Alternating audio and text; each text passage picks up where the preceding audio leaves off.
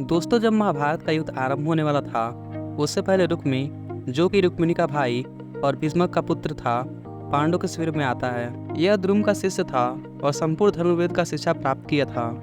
3 ही ऐसे धनुष हैं जिसे दिव्य माने गए हैं। उसमें से गांडी धनुष वरुण देव का, विजय धनुष देवराज इंद्र का और सारंग धनुष जिसे भगवान विष्णु का बताया गया है। सारंग धनुष को भगवान श्री कृष्ण ने धारण किया। खांडता के समय अर्जुन ने साक्षात अग्निदेव से गांडी धनुष प्राप्त किया था। महातेजस्वी रुक्मी ने द्रुम से विजय नामक धनुष पाया था।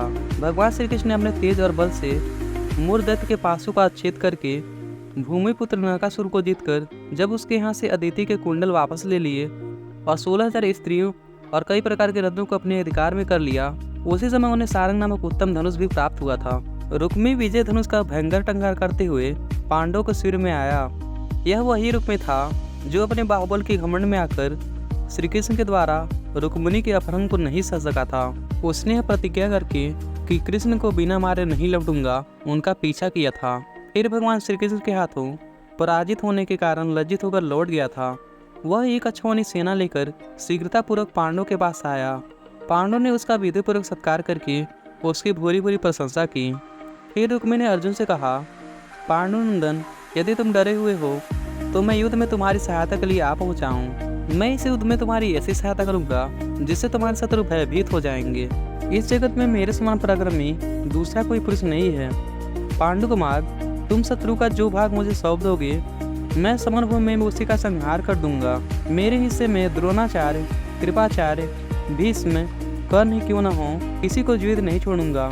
यहाँ पधारे समस्त राजा खड़े रहें। मैं अकेला ही समरभूमि में तुम्हारे शत्रु का वध करके तुम्हें पृथ्वी का राज अर्पित कर दूंगा।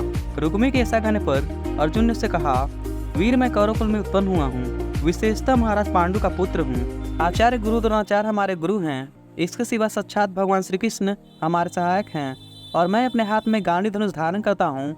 ऐसी स्थिति में मैं अपने आप को डरा हुआ कैसे कह सकता हूँ।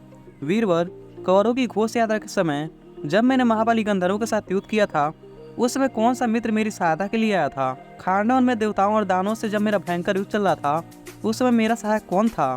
जब निवात कौच और कालकी नामक दानों से छिड़े हुए युद्ध में मैं अकेले ही लड़ रहा था, उस समय मेरी सहायता के लिए कौन आया था। इसी प्रकार विराटनगर में जब कौरवों के साथ होने वाले संग्राम में मैं अकेला ही बहुत से वीरों के साथ युद्ध कर रहा था, उस समय मेरा सहायक कौन था। मैंने युद्ध में सफलता के लिए रुद्र, इंद्र, यम, कुबेर, वरुण, अग्नि, कृपाचार्य, द्रोणाचार्य, भगवान श्री कृष्ण की आराधना की है। मैं तेजस्वी गांडी धनुष धारण करता हूँ। मेरे पास अच्छे बाणों से भरे हुए तरकस मौजूद हैं और दिव्यास्त्रों के ज्ञान से मेरी शक्ति बढ़ी हुई है। अगर युद्ध में साक्षात इंद्र भी आ जाएं, तो भी मैं उनका युद्ध में सामना करने में सक्षम हूँ। फिर तुम मुझे डरा हुआ कैसे बता रहे हो। महाबाहो, मैं डरा हुआ तो बिल्कुल भी नहीं हूँ तथा मुझे किसी की सहायता की आवश्यकता भी नहीं है। आप अपने इच्छा अनुसार यहाँ रहिए या फिर चले जाइए। अर्जुन की यह बात सुनकर रुक्मी अपनी सेना लेकर दुर्योधन के पास गया। दुर्योधन से मिलकर भी रुक्मी ने वैसी ही बात कही। फिर अपने आप को सूरवीर मानने वाले दुर्योधन ने भी उसकी सहायता लेने से इनकार कर दिया।